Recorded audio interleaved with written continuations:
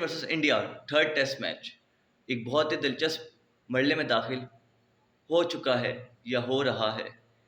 आज फिर एक ऐसा दिन जो एक बैलेंस दिन था दोनों टीम्स के लिए। कल 251 फॉर 4 पे जब इंग्लैंड ने अपना दिन ख़त्म किया और आज जब उन्होंने अपने ओवरनाइट स्कोर से शुरू किया आज का दिन, तो जो रूट जो 99 रन्स पे खेल रहे थे उन्होंने आज एक बेहतरीन शतक लगाया, एक बेहतरीन सेंचुरी लगाई और एक नया एक कहते हैं ना एक एक ऐसा रिकॉर्ड अपने नाम किया जो आज से पहले किसी भी इंग्लिश बैटर या किसी भी बैटर के नाम नहीं रहा। वो दुनिया के पहले वाहिद बैटर बन गए हैं या पहले इंग्लिश बैटर बन गए हैं, अब दोनों में से कुछ भी बोल दें, जिन्होंने लॉर्ड्स में 8 सेंचुरीज लगाई हैं जी। 8 सेंचुरीज उन्होंने स्कोर कर दी हैं लॉर्ड्स में और वो पहले बैटर बन चुके हैं, इंग्लैंड के पहले बैटर बन चुके हैं, दुनिया के पहले बैटर बन चुके हैं जिन्होंने ये मार्का सर अंजाम दिया है। और भाई जितनी तारीफ़ की जाए इस क्लास प्लेयर की उतनी कम है यार। क्लास का प्लेयर है और नो डाउट यार, जब ज़रूरत होती है इंग्लैंड को रूट के रन्स की, इंग्लैंड रूट वहाँ पे कहते हैं ना कि वहाँ पे आते हैं, परफॉर्म करते हैं और इंग्लैंड को हमेशा उस वो कहते हैं ना उस बुरे फेज से या बुरे वक्त से निकाल देते हैं। और आज फिर ठीक है, रूट आज जल्दी आउट हो गए थे, जिन्होंने सेंचुरी तो की लेकिन वो 104 रन बना के बुमराह की बॉल पे आउट हो गए थे, बोल्ड हो गए थे जब उनका इनसाइड एज लगा और वो बोल्ड हो गए थे। और शुरू में जब आज दिन शुरू हुआ तो कहीं न कहीं इंग्लैंड फँस गया था। शुरू के आधे घंटे में जब सेशन शुरू हुआ तो वहाँ पे बुमराह ने फिर अपना क्लास दिखाया। फिर बताया कि भई वो क्यों इतना कहते हैं ना कि हाइली रेटेड बॉलर है दुनिया में, इस वक़्त क्यों नंबर 1 बॉलर है और क्यों हम हर दफ़ा बुमराह की इतनी तारीफ़ करते हैं। भई एक नॉर्मल सी बात हो गई है कि यार बुमराह आता है, विकेट लेके चला जाता है। मतलब यार ऐसा तो नाश्ता और नहीं तो नाश्ता करते हैं, दोपहर खाना खाते हैं, रात का खाना खाते हैं, तो कितनी नॉर्मल सी बात होती है। वैसे ही बुमराह आता है, विकेट्स लेके चले जाता है, एक बहुत नॉर्मल सी बात हो गई है।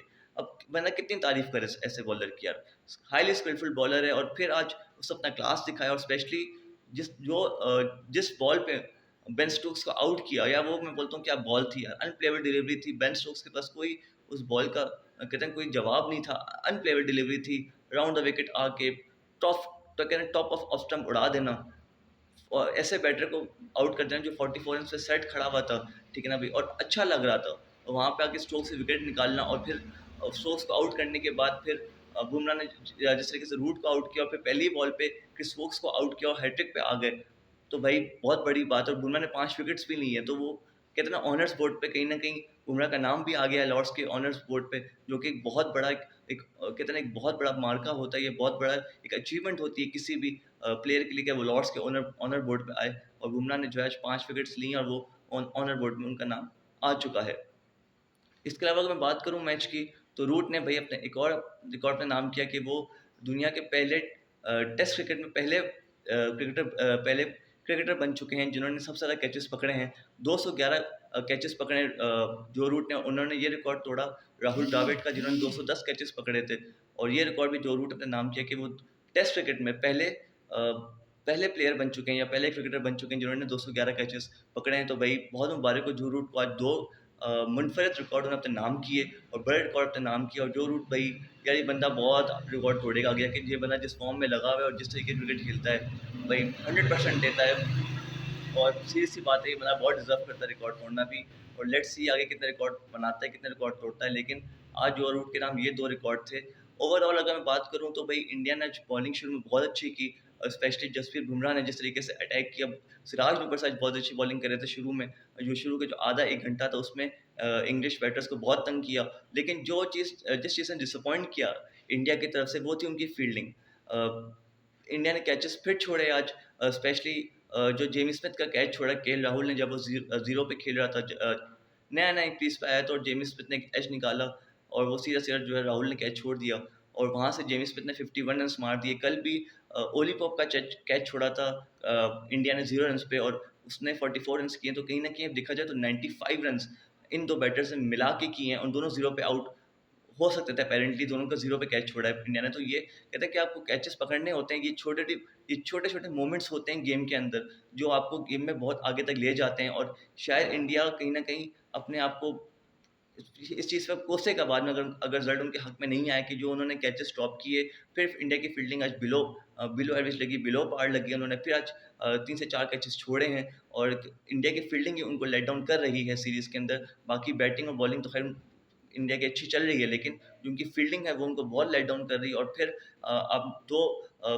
बैटर्स का कैच छोड़ देते हो और फिर वो बड़ा स्कोर लगा देते हैं। और ये कहीं न कहीं एक बड़ा, एक कहते हैं ना कि एक एक आखिर में एक जो ना ये एक एक कहते हैं ना एक फ़र्क हो सकता है 2 टीम्स के बीच में, कि भई जो इन 2 कैचेज़ छोड़े हैं, जो उन्होंने रन्स ऐड किए और बड़े क्रूशियल रन्स हैं, क्योंकि इस पिच पे इतना स्कोर नहीं आ रहा है। इस पिच पे वाक़ई बैटर्स को ग्राइंड करना पड़ रहा है रन्स के लिए, पूरे-पूरे सेशंस खेलने पड़ रहे हैं भाई, बहुत मेहनत करनी पड़ रही है। यहाँ पे रन्स इतने आसानी से नहीं आ रहे हैं, चाहे जब वो इंग्लैंड बैट कर रहा था, चाहे अभी जब वो इंडिया बैट कर रहा है। तो रन्स इतना आसानी से नहीं आ रहे, बैटर्स को ग्राइंड करना पड़ रहा है इस टेस्ट मैच में। और इसमें अगर आप इस तरह की अपॉर्चुनिटीज़ दोगे बैट्समैन को, इस तरह के कैचेज़ छोड़ोगे, तो ये आपके अगेंस्ट जा सकता है।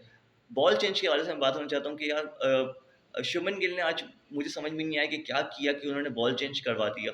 जब एक बॉल उनके हक में चल रहा था, तो उन्होंने बॉल चेंज क्यों किया? ये तो खैर बहुत से लोगों के कहते हैं कि कहते हैं ना दिलो-दिमाग में सवाल होगा कि यार, जब अब बॉल चेंज क्यों किया? अब बॉल चेंज का मकसद ये था क्योंकि ड्यूक्स बॉल जो कि इंग्लैंड यूज़ करता है, उनकी होम सीरीज़ में वही बॉल यूज़ होता है, ड्यूक्स का बॉल यूज़ होता है। तो इसपे जो है ना बहुत से मिक्स मैक्स रिएक्शंस आ रहे हैं कि भई ये बॉल जो है, या ये जो बैच जो निकला है ड्यूक्स बॉल का, ये कोई ज़्यादा अच्छा बेहतर नज़र नहीं आ रहा, क्योंकि ये कुछ ओवर्स होते हैं और उसके बाद ये बॉल आउट ऑफ शेप हो जाता है। क्योंकि इंडिया ने कल रात को ही जो है स्टंप्स से पहले ही जो है वो न्यू बॉल लिया था, और आज इंडिया जब आया था तो वो न्यू बॉल से ही बॉलिंग करवा रहा था, और उनको हार्डली कुछ 10 से 12 ओवर ही हुए थे, उनको उस पे विकेट्स भी मिल गई थी न्यू बॉल के ऊपर। और इंडिया ने क्या किया, उनको लगा कि शेप आउट हुआ है, इंडिया ने अंपायर से बोला कि बॉल चेक कीजिए। जब बॉल चेक किया तो थोड़ा-सा शेप आउट था, जिसकी वजह से बॉल चेंज कर दी गई। लेकिन उस बॉल चेंज से हुआ ये कि जो इंडिया के बॉलर्स को जो सीम स्विंग मिल रही थी, जो मुश्किलात इंग्लिश बैटर्स को आ रही थी, अल्टीमेटली हुआ जब बॉल चेंज हुआ तो वो पूरा मोमेंटम इंग्लैंड तरफ शिफ्ट हो गया और इंग्लैंड ने वहाँ से अच्छा स्कोर लगा दिया। अब डिबेट है इस चीज़ के ऊपर कि भाई, जब बॉल आपके आपके लिए काम अच्छा कर रही है, जब आपकी बेशक से शेप आउट हो गया, लेकिन जब अंपायर्स को टेंशन नहीं है, तो फिर आप क्यों बीच में खामख़ा में डेढ़ शाने बढ़ रहे हो या ओवर कॉन्फिडेंट बन रहे हो और आप ओवर एफिशिएंसी दिखा रहे हो, जब आपके बॉलर्स को इतना इश्यू नहीं हो रहा, जब आपको विकेट्स मिल रही हैं, तो क्यों इसकी ज़रूरत क्या थी? एक इस पे भी एक सवाल हो सकता है। नहीं दिन है, कैप्टनसी के दिन है, शुभमन गिल को समझना पड़ेगा कि भई, जब कुछ चीज़ें आपके लिए आपके हक में हो रही होती हैं और आपके साथ चल रही होती हैं, तो आपको उसको चेंज नहीं करना चाहिए। एनीवेज़ 271 फॉर 6, इंग्लैंड का 271 फॉर 7 इंग्लैंड का स्कोर था जब उनकी 3 अर्ली विकेट्स गिरी। पे वहाँ से ब्राइडन कार्स और जेमी स्मिथ की एक शानदार पार्टनरशिप लगी इन दोनों के बीच में। 84 रन्स की गालिबन पार्टनरशिप लगी इन दोनों के बीच में, और वहाँ से जो है इन्होंने एक रिस्पेक्टिव स्कोर लगा दिया। ब्राइडन कार्स ने भी आज 50 लगाया। मेरे ख्याल से उनका मेडन 50 था टेस्ट क्रिकेट के अंदर। इंटरनेशनल 50 की बात कर रहा हूँ, उनका मेडन 50 था, इंटरनेशनल 50 था। और जिमी स्मिथ जो कि बरकरार अच्छे फॉर्म में नज़र आ रहे हैं, उन्होंने एक बेहतरीन फॉर्म लगाया, उनका लगा हुआ है। उन्होंने फिर एक 50 लगाया, 51 किए जेमी स्मिथ ने, 56 किए बैडन कार्स ने, 104 के जो रूट ने, 44 किए बेन स्टोक्स ने। तो ओवरऑल इंग्लैंड ने जो है 387 के अपनी फर्स्ट इनिंग्स में। जसप्रीत बुमराह फिर से पिक ऑफ द बॉलर्स थे, 5 फॉर 74। उनका जो था वो आज बॉलिंग स्पेल था। 2 विकेट्स जो थी मोहम्मद सिराज ने ली हैं, 85 रन्स देके। 2 विकेट्स जो है वो नीतीश कुमार रेड्डी ने ली, 62 रन्स देके, और 1 विकेट रविंद्र जडेजा ने ली है। जब इंडिया का रिप्लाई आया तो बहुत सी उम्मीदें थी जोफ्रा आर्चर के ऊपर, जो कि मेरे ख्याल से 4 साल बाद जो है वो अपना रिटर्न कर रहे थे टेस्ट क्रिकेट के अंदर, और जोफ्रा आर्चर आए, उन्होंने डिसअपॉइंट नहीं किया। शुरू में जायसवाल जो थे वो कहते हैं ऑल गन्स ब्लेजिंग आए, बहुत क्विक 13 रन मार दिए, लेकिन फिर जोफ्रा आर्चर ने उनको अपना शिकार बना दिया और पहली विकेट ली उनकी, जायसवाल की ली। उसके बाद फिर एक पार्टनरशिप बिल्ड हुई करुण नायर की और केएल राहुल के दरमियान, जो कि दोनों ने बड़ी मेहनत की और अच्छी पार्टनरशिप लगा दी थी। लेकिन फिर वहाँ पे फिर एक ज़बरदस्त कैच जो रूट की तरफ से, जिस कैच का उनका रिकॉर्ड उनके नाम पे आया ये, और वो भाई क्या कैच था यार, क्लास था, ब्रिलियंट कैच था यार। बहुत ही खूबसूरत कैच पकड़ा था फर्स्ट स्लिप के ऊपर, उल्टे हाथ से, उनका रॉन्ग हैंड था, और क्या खूबसूरत कैच पकड़ा था। और यार यही छोटे मोमेंट्स हैं जो आपको गेम में लेकर आते हैं, और ये कैच जो उसने पकड़ा था भाई, क्लास का कैच था जो रूट ने यार। और क्या करेगा बंदा, बैट स्कोर भी करे आके, कैचेस भी पकड़े, और क्या आप क्या जान लोगे अगले से यार। क्लास है अगले बंदे का, क्लास है, शेयर क्लास है।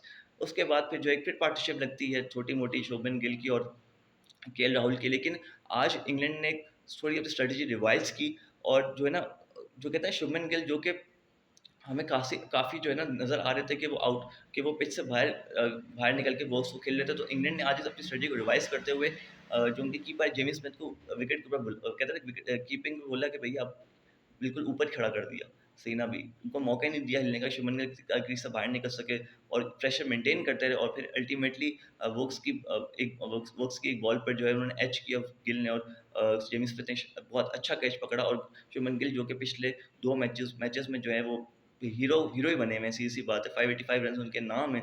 आज ज़्यादा स्कोर नहीं ऐड कर सके और 16 रन बना के आउट हो गए। अभी इस वक़्त ऋषभ पंत और केएल राहुल खेल रहे हैं। केएल राहुल अनबीटन इस वक़्त 53 रन्स पे शानदार 50 लगा चुके हैं और अभी खेल रहे हैं। बट 19 रन्स पे खेल रहे हैं। 16 रन्स किए थे शुभमन गिल ने, 40 रन्स किए थे करुण नायर ने, और जायसवाल ने कुछ 13 रन किए थे आई गेस। तो इस वक़्त इंडिया का स्कोर है 145 फॉर 3। अभी भी इंडिया ट्रेल कर रहा है, काफ़ी स्कोर इंडिया को ट्रेल करने के लिए आई गेस 240 2 रन से ट्रेल कर रहा है इंडिया इस वक़्त, करंटली ट्रेल कर रहा है इस वक़्त, क्योंकि 3-7 किया था इंग्लैंड ने, 242 से ट्रेल कर रहा है। और ये अभी भी मैच बड़ा इक्वली पॉइस्ड है, बिल्कुल बैलेंस में है, और ये कभी भी किसी के पल्ले में जा सकता है। लेकिन अभी तक बहुत शानदार क्रिकेट देखने को मिल रही है और बड़ी मेहनत मजदूरी करनी पड़ रही है इस वक़्त बैटर्स को, क्योंकि रन्स करना बिल्कुल भी आसान नहीं है इस पिच के ऊपर। हाँ, जैसे-जैसे ये पिच थर्ड डे पे जाएगी, कल ही हो सकता है कल पिच बैटिंग के लिए और अच्छी हो जाए। लेकिन जिस हिसाब से दोनों टीम्स बॉलिंग कर रही है, जिस प्रेशर रखा हुआ है इंग्लैंड ने, आसान नहीं होगा इंग्लैंड के लिए। आई होप आपको वीडियो पसंद आई होगी। अगर आई तो इसको लाइक कीजिएगा, शेयर कीजिएगा, चैनल को सब्सक्राइब कर लें। अपने उस एमजी को इजाज़त दीजिएगा। अल्लाह हाफ़िज़।